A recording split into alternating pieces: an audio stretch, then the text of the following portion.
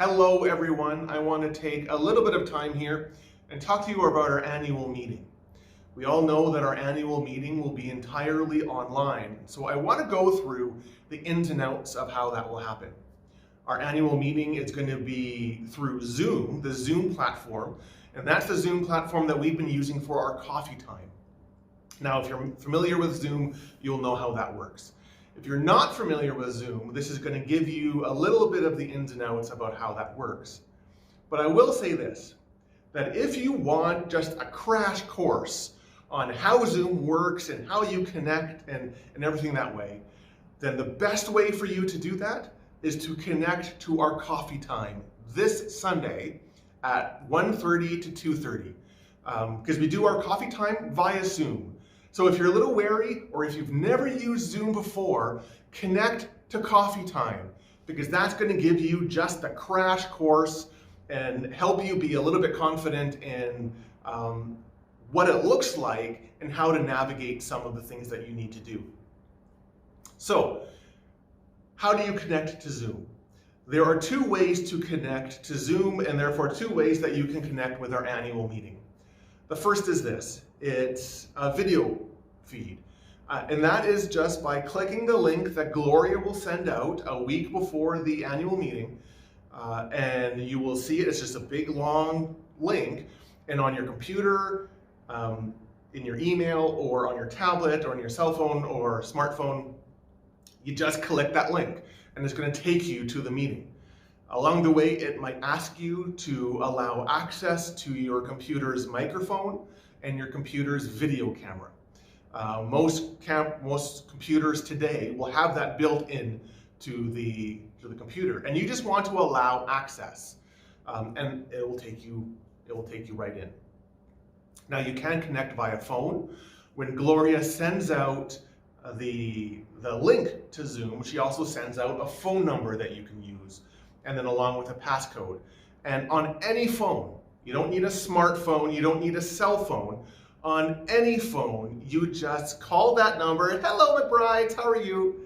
You just call that number, and that will take you right in. Obviously, you're not going to be able to see anything. You're not going to be able to see the presentations, and you're not going to be able to see who else is on the call, but you will be able to hear everything. Now, two things that you need to know if you are going to connect via phone. The first is, you should not have the phone on speakerphone. That creates an echo within Zoom.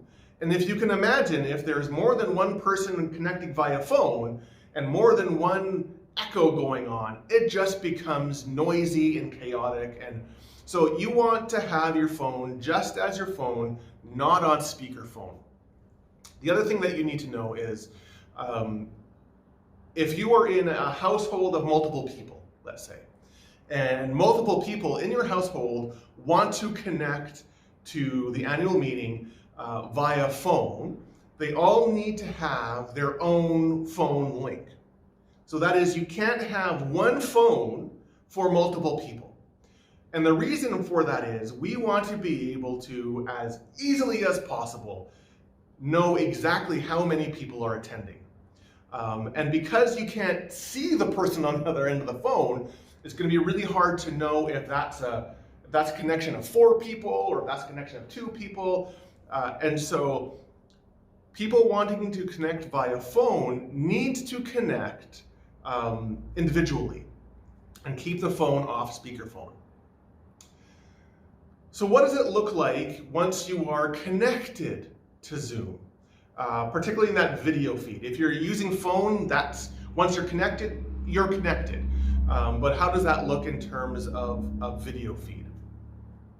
Well, when you connect, you're going to see a lot of icons at the bottom of your screen when you hover your mouse over it. And I want to go through some of the things that you need to know along those icons. And I'm going to start from left and move all the way right. So the first one that you're going to see is your microphone icon. And when you go into the room, your microphone will probably be on, as in you're going to see it there, and it's not going to have a slash through it. It's just going to be an icon itself. And that's going to show that your microphone is working. If you hover your mouse over that icon and right-click it, you're going to turn your microphone off. And that is indicated by a red slash through that microphone, showing you that your microphone is off, that you are muted. Now, you can still hear everything, right? You can still see everything, you can hear everything, but nobody can hear you. For the majority of the annual meeting, your microphone will be off. Now, as host of the meeting, I have the ability to mute everyone all at once, and I'm going to do that. But just you need to know how to mute and unmute yourself, particularly if you have a question and things like that. But muting yourself for the meeting means that we're not going to get that background noise. The only audio that will be coming forward will be the audio from the person who is presenting or myself who is chairing the meeting. So you want to make sure that your microphone is off. Right beside that microphone icon is a video camera icon. When you go into the Zoom, if you have a camera in your computer that you have allowed access to, you're going to see yourself.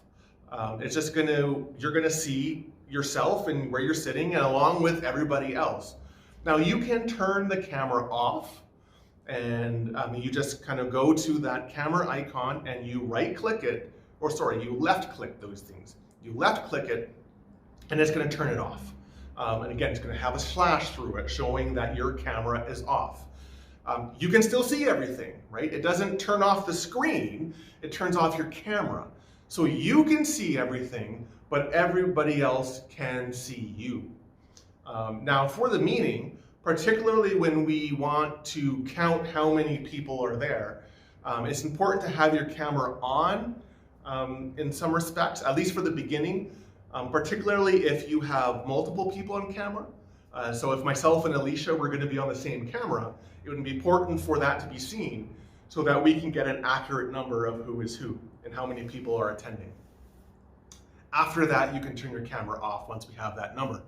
Obviously, though, when the time comes for voting to receive motions or passing the budget or things like that, you're going to want to have your camera on so that people can see voting. These aren't secret ballots in any way.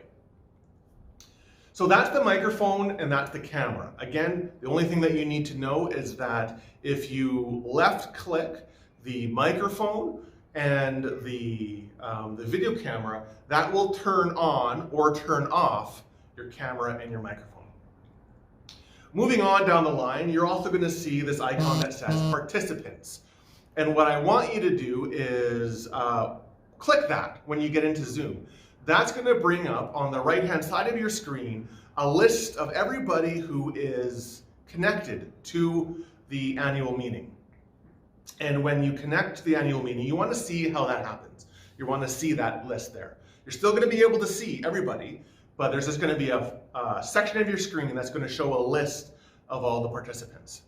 Now, the reason why you want that is because you want to be able to raise your hand. And to raise your hand, what you're going to do is you're going to hover over your own name, and then you're going to see a little button that says raise hand. And when you click raise hand, when you click that button, a little blue hand will show up at the top of your screen, and it will show up beside your name. That is how you are going to indicate if you have a question or if you have a comment. Now, here is the reason why this is important. When you raise your hand, you go to the top of the participants list, right? And as long as your hand is raised, you stay at that top. And anybody else who raises their hand after you falls in line. So now we have an order of who wants to have questions or who wants to comment. Because we don't know how many people are going to be connecting, let's say we have 35 people at the annual meeting. Zoom can hold all those video screens on one screen. And so there actually ends up being multiple screens along the way. And so if you're watching annual meeting and you have a question or a comment and you start waving, I might not actually see it. And if there's multiple people waving, it's hard for me to know, well, this person was first and that person was second and all this kind of stuff. So raising your hand means that in the participants list that I'll be able to see as well, you're gonna jump to the top and then everybody behind you. And then we can just go through, okay, Carl has a question, and now Frank has a question, and now Ethel has a question, and we can just go systematically that way. When it's your time to speak, you just unmute your microphone and you can have your comment or you can ask your question. Now, for people who are on the phone, obviously you can't raise your hand. And really the best way to do this is when there's a break in the conversation, just to say, I have a question. I will acknowledge that you have stated that you have a question to ask, and at that point I will make a note of where you fall in that list. And then I will just ask you at that appropriate time, now Frank on the phone has a question. But we want to keep that list in order. So when you connect to Zoom via video, what you want to do is make sure that your camera and your microphone is working the way it is and you can mute it and unmute it, but also turn on that participants list by clicking on that participants icon. The only other thing that you might want to work with is there's a little button there called reactions. And when you left click on reactions, there's going to be a bunch of options. One of them is kind of a waving option. One of them is a thumbs up option. And that might be how we do voting, particularly in approval of motions and the approval of budget, things that are not secret ballots, because we would just normally do it by raising hands. And so that might be the way that we do that. So when you get into Zoom, just figure out the reactions and know how to access those. At the beginning of the meeting, on the annual meeting on January 31st, it's going to start at 1:30. We're going to go through this a little bit. We don't have a lot of time. We can't do a whole lot of training, but we're going to go through just the ins and outs, just kind of as a refresher for people who need it. So keep that in mind.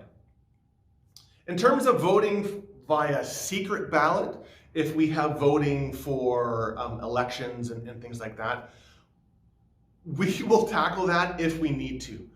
Right now, we only do secret ballots if there are multiple people who are kind of running for the same position, let's say, like a warden or a synod delegate.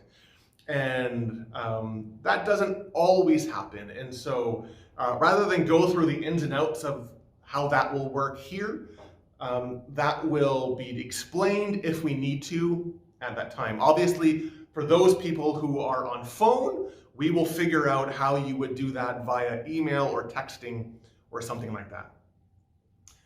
I know that this has been a very crash course, and I know that you're just listening to this, and it would have been a lot easier if you were able to see me at my computer, or if you were able to sit at your computer and go through this as well.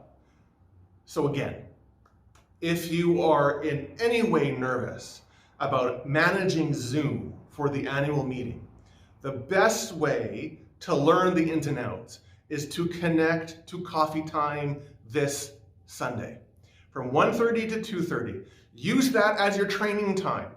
Everybody, we love to connect. We love to see everybody. There's people who connect every week, and so it's just absolutely lovely. And we're all going to be generous, and we're all going to be patient, and so we can see this time as a time to help people figure out, okay, now where is the participants, and how do I access? How do I raise my hand? And so for you to try that out, that's going to be the best way for you to do that. Now, lastly, let me say this.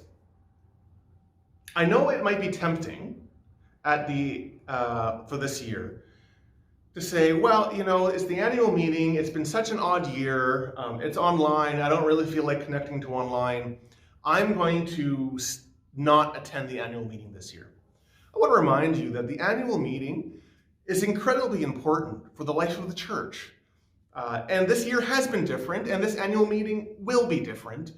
But it is an important meeting. It's an important meeting for the church to come together, and talk about the ministry of the church, talk about where the church is going, to talk about the budget of the church and things like that. And so I do encourage you to connect to the annual meeting. And if you're worried or if you're concerned about managing the technology, again, consider connecting this coming Sunday for coffee time, and that will kind of help you with the ins and outs. If you have any questions, if you have any concerns, I'm here at the office. Just email me, just call me, and we can talk through these things. God bless you, and I hope to see you at coffee time.